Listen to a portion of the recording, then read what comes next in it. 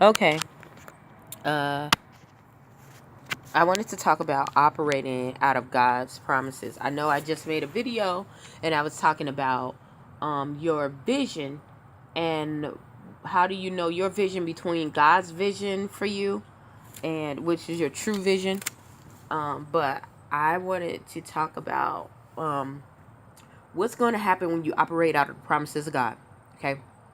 People are looking at all this demonic stuff. They are, and it's like most of the whole world, because people don't really, there are very few people who go against the current, go against the flow of things. If the mass majority is looking at television and being systemized and looking at the radio and looking at the opinions of others, they're not stopping to think of what they want to do and what they really feel. So then they're just going with the flow. Whatever someone else says, and they hear it constantly. Repetition can change a human condition. We understand that through psychology. It's been proven over and over and over and over again. Okay, if you keep saying negative, negative, negative, you think that there's no outlet. I almost felt like that for a minute until I remembered what I was taught from the beginning. Okay, had I not been taught about God's promises from the beginning, I wouldn't be able to operate out of them, okay? And most people of the world, because they see other people who claim themselves Christians and claim themselves to be believers, they see that they are not prospering. They see that they are going through a lot of stuff. They have a lot of trouble. They are always going through the people that they're seeing that are supposed to be representations.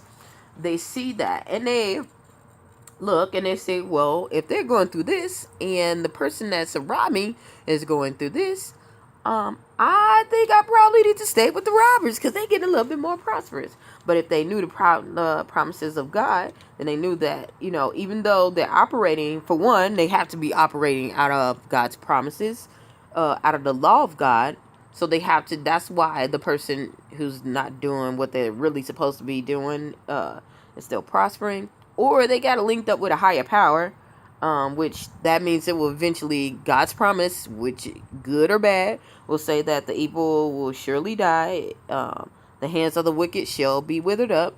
And it will not go unpunished. So, okay. So you got that. People, but what they really don't fair to understand is that in order for them saying no, they're automatically distancing themselves from being prosperous with God's promises. Now, I'm not talking about this is the catchphrase to be rich. This is the catchphrase, but you will be in abundance.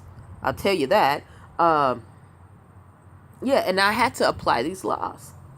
Now, the first time when you start applying these laws, now whether you are a believer or not, the first time you apply these laws, you are going to have some backlash because you're going to be doing something different than what you were doing before, okay? I'm going to say that again. When you go and you start operating out of God's promises, whether you are a believer or not, you're going to have some backlash. Why? Because you're doing something that you have not been done before. And anytime someone is doing anything that is not done before, they have a backlash, whether it's with family members, community, a system that's changing. People are going to be reluctant to it because they're the common mass or the common folk or just regular people, and we just are conditioned to habit.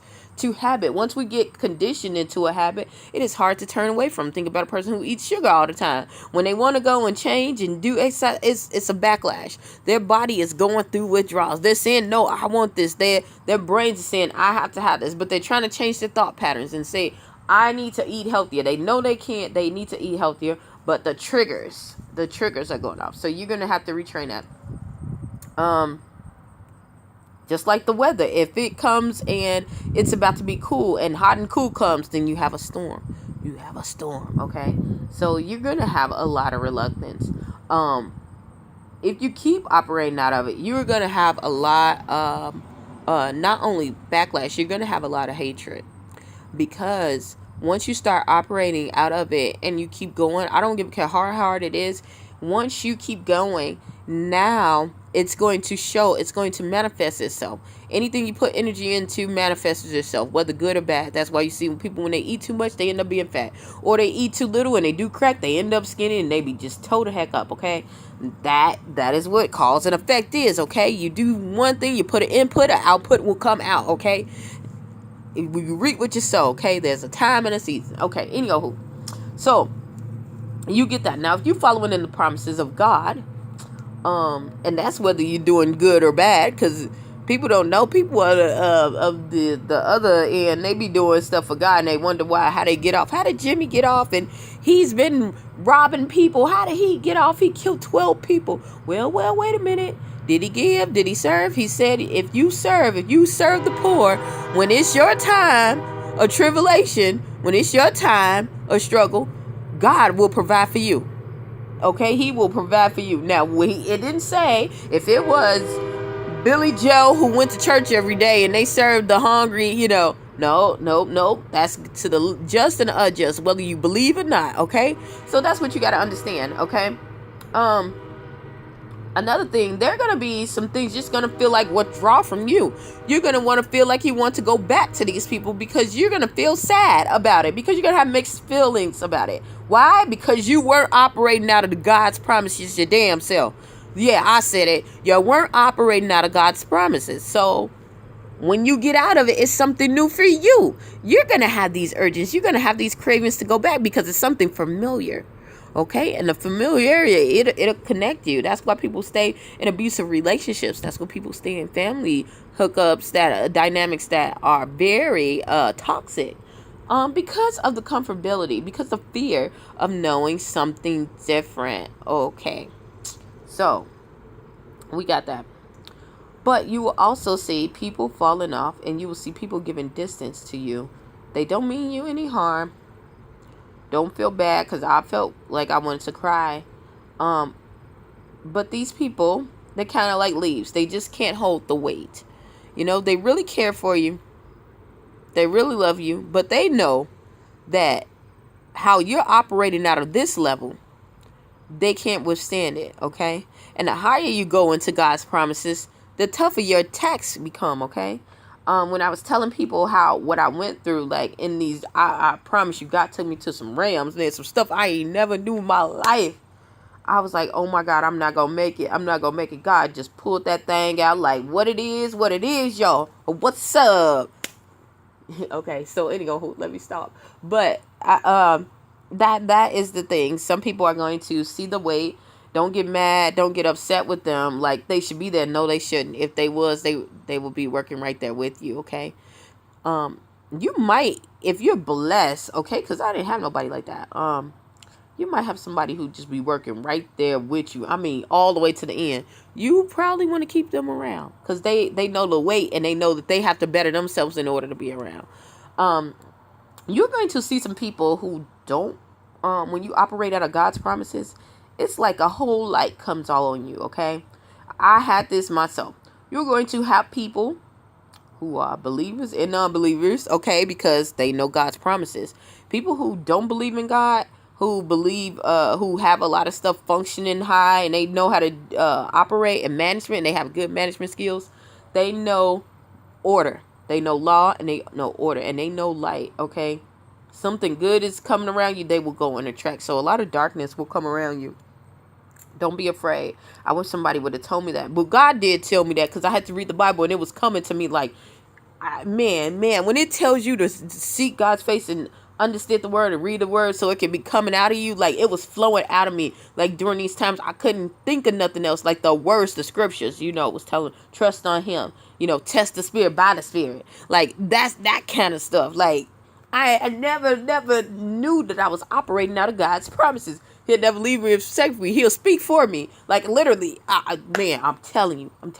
Okay. Next thing, the more you start using God's promises, and the more you start learning order. So, you will have a lot of people, like I said, that will come to you and want to be by you, and they want to be around you because they see the anointing that you have because you're in obedience with that law, okay? And people think that demonic people don't believe in law. Oh, they all about law, okay? the devil is about law. Okay, he is the accuser of the brethren, so he know that scripture front and back. He was the one of the greatest angels that was there. He just lost his rank. So yeah, you're gonna see that.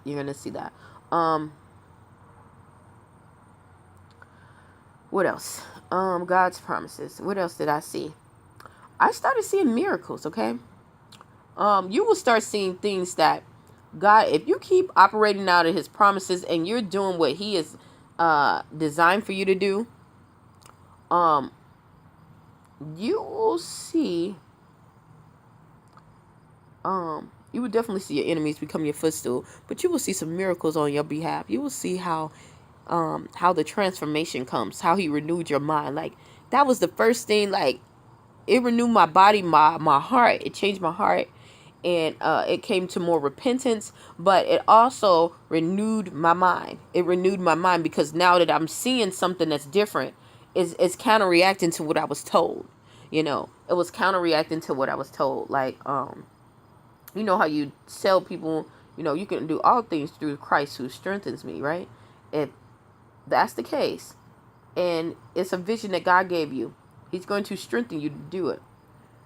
If somebody else tell you, and they got all these certifications, and they have the, it looks like they got the key they have an opportunity. I'm not going to say it looks like they have the key to give you what you need, because they have an opportunity to give you what you want, because only God can do that. And they say no, then you have to say within yourself, okay, if this is from God, then it will happen no matter what, and I need to keep pursuing. It might not be with this person, but I need to keep pursuing. So, and that, like, if I would have saw that before, I would have been like, okay, well, I guess it's not going to work. All these people are telling me, no, I can't get a job here. I can't get a job there. I can't do this. I can't do that. But when the Lord comes and tells you this, it's like, okay, all right. If I believe in your covenant and I believe in your promise, because if it says you believe in my promise, if you believe in this book and you do all the things, then these are the blessings that come behind it. Okay, full-heartedly, everything that's in here, boom, boom, boom, you're going to see some phenomenal things happen. I talked about it in my other, oh crap, okay, it's only 12 minutes, good. Yeah, I talked about it in my one of my other videos about how my vision helped others. But I also talked in another video how through God's vision, I was able to supply, to get everything that I need. When I was serving, there were people giving me like clothes, food. They would pay for stuff that I couldn't normally do. I was going out to better restaurants than I would have ever treated myself out to. And I really like nice restaurants. But I knew that was the Lord provided. And some of these people would tell me, well, God told me.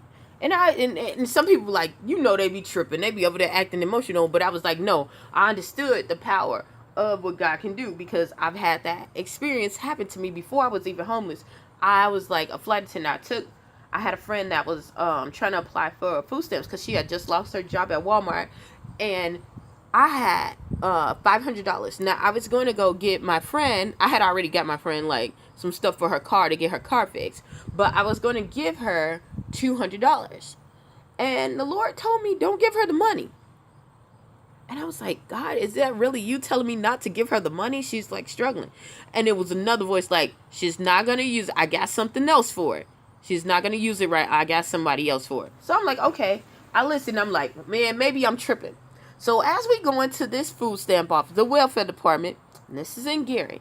So as we go into there, I see a lady, and I don't know her from crap. She's talking about how what she went through, and how everything was happening, and she was having good things happen to her. She didn't say that, she was crying, that she needed, what's the name? They was asking her how she was doing. She was like, everything was doing good. And I was like, man, her grill was so messed up, though. She had 2 teeth on the side. She didn't have any teeth in the front. But she looked really clean, really dressed up.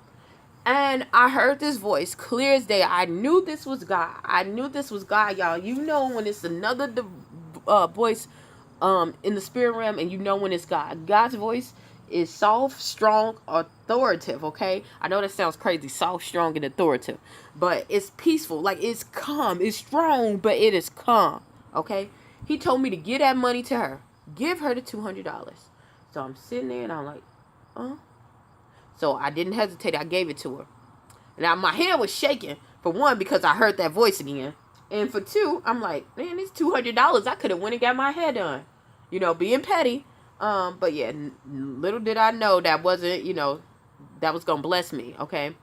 So, yeah, God was speaking to these people when I was going through my stuff. It says in the Bible, when you consider the poor, and that lady, I didn't even know until years after when I met the lady, and she said, "You remember me?" I said, "No." She said, "I'm the person that was in the food stamp office, and you said God told me to give you this, and blah, blah." And she told me how she applied, she needed that money.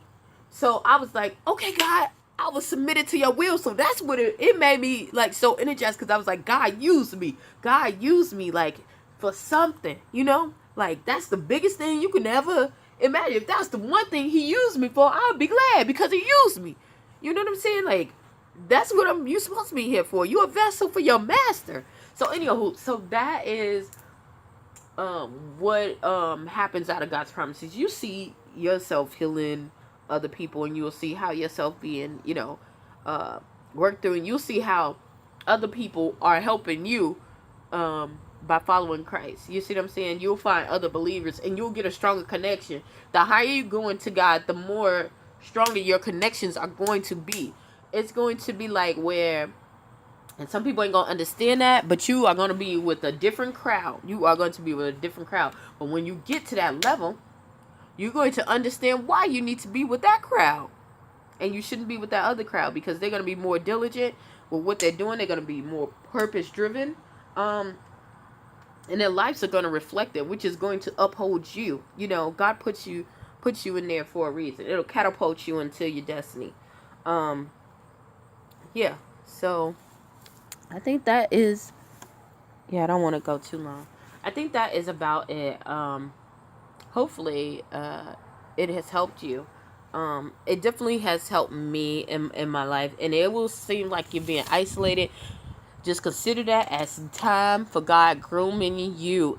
Consider that. I promise you, I felt so horrible. I felt so heartache in being away from my family, and they was not calling me. That's what really got me, because I was like, my family is kind of close. They kind of like, everybody like, what you doing? What you doing? Where you at? What you doing? Even if I'm far away, people are calling me, just checking in.